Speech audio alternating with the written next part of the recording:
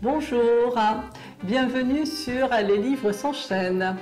Aujourd'hui, je vais vous parler d'une romancière que vous connaissez certainement du moins de nom, Claudie Galley. Claudie Galley est une écrivaine française née à Bourgoin-Jallieu en 1961. Elle a exercé en tant que professeure des écoles. Dès ses premières réussites littéraires, elle se consacre davantage à l'écriture, n'enseignant plus que 2 jours par semaine. En 2008, la parution et le succès que rencontre son livre Les Déferlantes la sort de l'anonymat. Elle cesse d'enseigner et s'adonne à l'écriture et à sa deuxième passion, la peinture. Son style se distingue par la sobriété. Ses personnages sont d'une grande sensibilité, un peu en marge de la vie sociale. Ses personnages flottent dans la tendresse et la douceur. Claudie Galley est aussi reconnue pour la puissance de sa narration. Je vais maintenant vous détailler les livres qu'elle a écrits et publiés. En 2001 sort L'Office des vivants. C'est un livre que j'ai lu au début des années 2000 et je me rappelle avoir été marquée par cette atmosphère très prégnante. On est aux côtés d'une famille qui vit dans un endroit isolé, dans une ferme isolée, dans un village isolé, et chacun va à l'essentiel pour assurer sa survie. C'est un texte qui est très puissant, dans un style dépouillé. Claudie Galley nous laisse deviner les sentiments. Les émotions sont à peine esquissées. Cela ne les empêche pas d'éclore dans notre esprit. En 2002 sort Mon amour, ma vie. En 2004, elle publie Seule à Venise, qui a connu un certain succès. En 2004 aussi, Les années cerises, dont je n'ai jamais entendu parler. En 2006, Dans l'or du temps.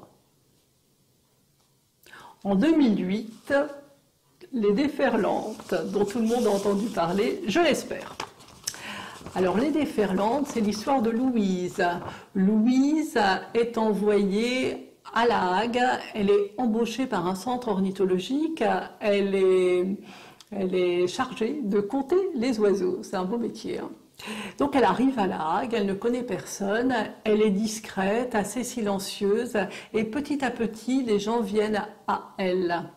Et je me rappelle bien de cette atmosphère très grise de la région, avec les paquets de mer qui nous arrivent en pleine figure, l'air salé, l'air chargé de tout un tas de choses. C'est un roman que j'ai beaucoup aimé, et dont un film a été sorti, un film d'Éléonore Fouché avec Sylvie Testu, et je me rappelle aussi que le film est assez réussi, ce qui n'est pas toujours le cas. Ensuite, Claudie Galley change d'éditeur. Jusqu'à présent, elle était aux éditions du Rouergue, et là, elle passe chez Actes Sud. Elle sort en 2010 L'amour est une île, qui a connu un certain succès aussi. En 2013, elle sort Une part de ciel. En 2014, Détails d'Opalka. Ce n'est pas un roman, c'est un récit. Et en 2017, La beauté des jours. La beauté des jours, le voilà. J'ai adoré ce texte. C'est un texte très lumineux. C'est l'histoire assez banale de Jeanne. Jeanne est une femme ordinaire qui habite dans une petite ville qu'on imagine dans l'Isère. Et Jeanne travaille à la poste. Et pendant sa pause, Jeanne pourrait prendre un livre comme tout le monde, mais non. Jeanne s'adonne à une activité un petit peu étrange, qui met un peu mal à l'aise même. Jeanne observe les passants. Elle se choisit une personne et elle la suit le temps de la pause. Si elle a une demi-heure, elle a une demi-heure. Si elle a 3/4 d'heure, elle a 3/4 d'heure. Donc, elle suit cette personne dans les boutiques, dans les restaurants. Elle devine les conversations sur les lèvres. Jeanne entre par effraction dans la vie intime des passants. Alors, d'où vient la force de Claudie Galley? Claudie Galley, c'est un petit peu comme un rapt. Elle nous enlève le temps d'un roman. J'espère vous avoir fait découvrir un petit peu plus profondément cet auteur qui mérite vraiment qu'on s'y attarde. Je vous remercie d'être passé sur Les Livres s'enchaînent. Pensez à vous abonner. Je vous souhaite à tous une bonne lecture.